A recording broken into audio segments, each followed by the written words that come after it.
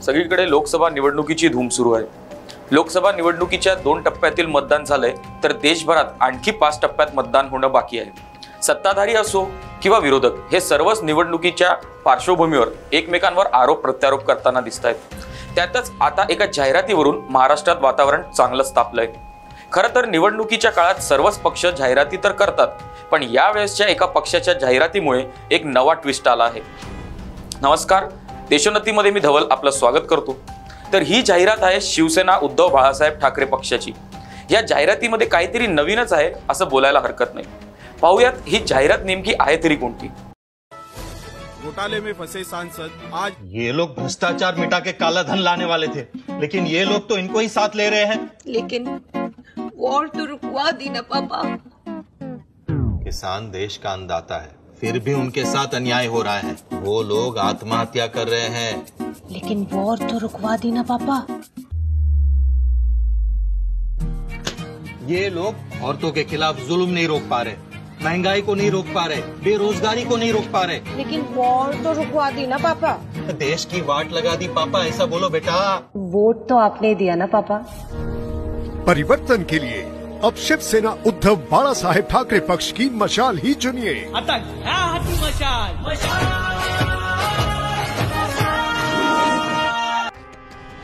शिवसेना ठाकरे गटाच्या या जाहिरातीवर भाजपने आक्षेप घेतला आहे। ठाकरे गट हा महाराष्ट्रामध्ये अतिशय किळसवाणं असं पब, पार्टी आणि पॉनची संस्कृती आणायचा प्रयत्न करत आहे, असा गंभीर आरोप भाजपच्या नेत्या चित्रा वाघ यांनी केला आहे। पत्रकार परिषद घेऊन त्यांनी हा आरोप केला आहे।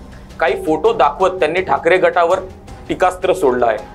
आदुबाळ नाईट लाईफ प्रायव्हेट लिमिटेडच्या जाहिरातीमध्ये दाखवण्यात आलेलं एक पात्र हा एक पॉर्न स्टार आहे आणि तोच या जाहिरातीमध्ये विचारतो की महिलांवरचे अत्याचार कधी थांबणार, आणि हाच इसम लहान वयाच्या मुलींसोबत अश्लील चित्रीकरण करतोय।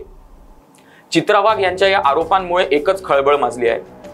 ऐकूयात चित्रा वाघ यांचे आरोप।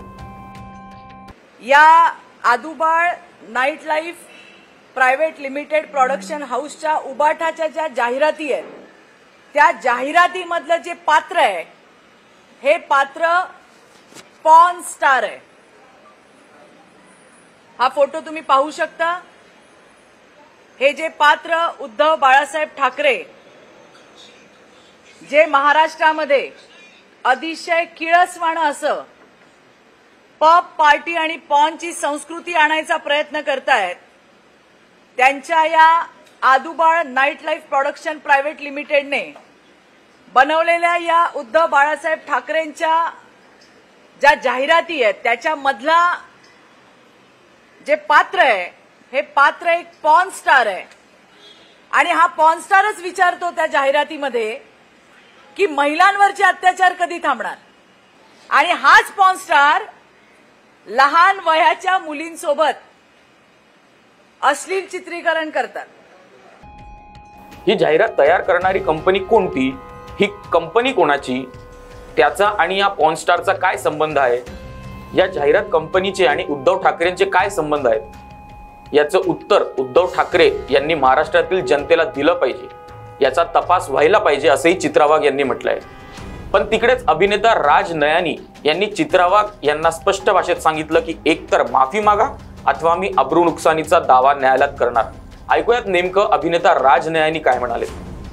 कल सुबह मुझे पता चला बीजेपी की नेता चित्रा वाघ जी ने प्रेस कॉन्फ्रेंस बुलाकर ये दावा किया और मुझ पर लांछन लगाया कि मैं एक पॉर्न स्टार हूं, जो मेरे लिए बहुत ही शॉकिंग है, क्योंकि मैं एक मुंबईकर मध्यम वर्ग से चरित्र कलाकार हूं। उनके इस दावे की और मुझ पर यह लांछन की मैं घोर निंदा करता हूं और कड़ा विरोध करता हूं, और मैं चाहता हूं कि अगले 2 दिन में चित्रा वाघ जी अपने शब्द वापस ले और मुझसे माफी मांगे। अगर वो ऐसा नहीं करती है तो मुझे ना चाहते हुए भी उन पर मनहानि का केस दाखल करना होगा। आता शिवसेना ठाकरे गट आणि भाजपच्या महिला नेत्यांमध्ये या प्रकरणावरून चांगलीच जुंपल्याचं पाहायला मिळतंय।